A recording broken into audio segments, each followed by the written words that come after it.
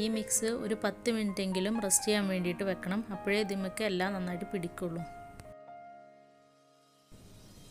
ഇതിന് വേണ്ടിയിട്ടുള്ള ഇൻഗ്രീഡിയൻസ് എന്തൊക്കെയാണെന്ന് നോക്കാം. 2 കപ്പ് ബാസ്മതി റൈസ് വേവിച്ചത്, 1/2 ടീസ്പൂൺ കുരുമുളക് പൊടി, ആവശ്യത്തിന് ഉപ്പ്, 2 ടേബിൾ സ്പൂൺ വെളുത്തുള്ളി ചെറുതാക്കി അരിഞ്ഞത്, 1/2 കപ്പ് ബീൻസ് ചെറുതായിട്ട് അരിഞ്ഞത്, 1/2 കപ്പ് ക്യാരറ്റ് ചെറുതായിട്ട് അരിഞ്ഞത്, 1/4 കപ്പ് സ്പ്രിംഗ് ഓണിയൻ വൈറ്റ് ചെറുതാക്കി അരിഞ്ഞത്, 1 കപ്പ് സ്പ്രിംഗ് ഓണിയൻ ഗ്രീന്, 3 മുട്ട, കുറച്ച് oil, soya sauce, 2 table spoon butter, പിന്നെ ചിക്കൻ, നമ്മൾ മാരിനേറ്റ് ചെയ്ത് വെച്ചിരിക്കുന്ന ചിക്കൻ.